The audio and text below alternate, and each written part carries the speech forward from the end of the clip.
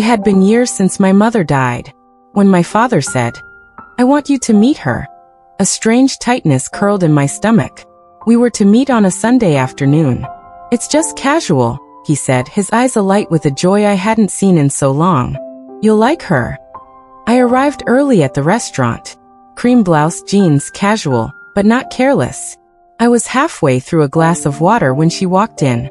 Tall, graceful, the kind of presence that shifts the air in a room without trying. She wore a dark green dress that hugged her frame with elegance. Her deep red hair was swept up in an effortless way that made it clear she didn't need to try hard to be beautiful. Our eyes met. For a moment, the clinking of forks and murmurs of conversation faded. It felt like we were the only two people in the world. "You must be Leah," she said, her voice warm but careful. "Your father's told me so much about you."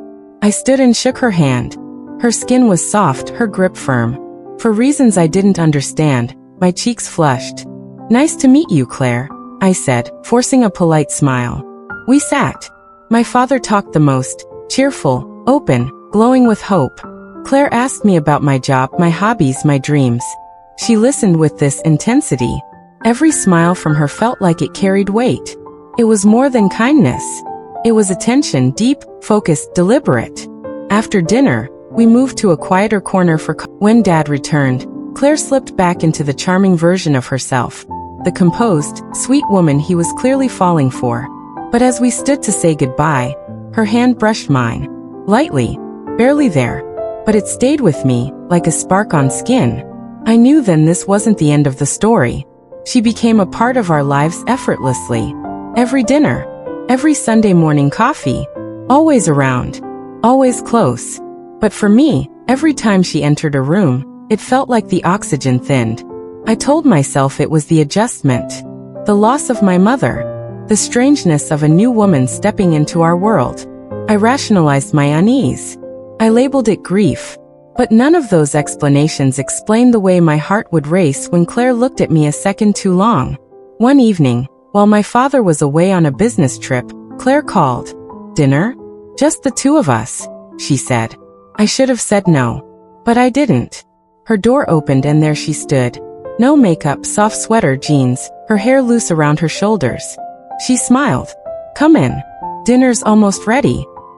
The apartment smelled of vanilla and warmth. A candle glowed between our plates. We talked about shows and travel and work. Then the conversation shifted. That night, driving home, I couldn't stop trembling. I kept fiddling with the radio, opening and closing the windows, trying to push away the silence in my chest that felt anything but empty. "She's your father's girlfriend," I told myself again and again in bed. This is wrong. But every memory of her touch, her voice, her gaze, burned through the guilt like fire through paper. The engagement dinner was small, intimate. I told myself I'd be distant, polite, cold, if I had to be. But the moment I saw her, everything unraveled. She was standing alone, away from the crowd, her eyes cast down into a glass of wine.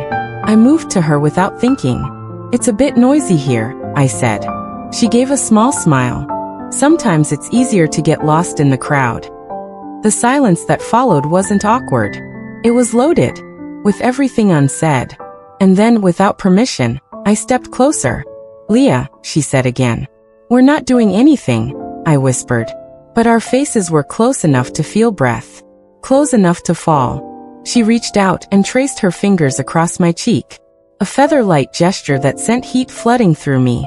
Then her lips met mine. Soft at first, then urgent, real, like something breaking free after too long being buried. "That shouldn't have happened," she said. But it had. And both of us knew we'd crossed a line we could never uncross. As the celebration ended, she didn't say goodbye. Neither did I. We walked away like strangers. But something had formed between us. A secret no one else could see, but one we felt in every glance.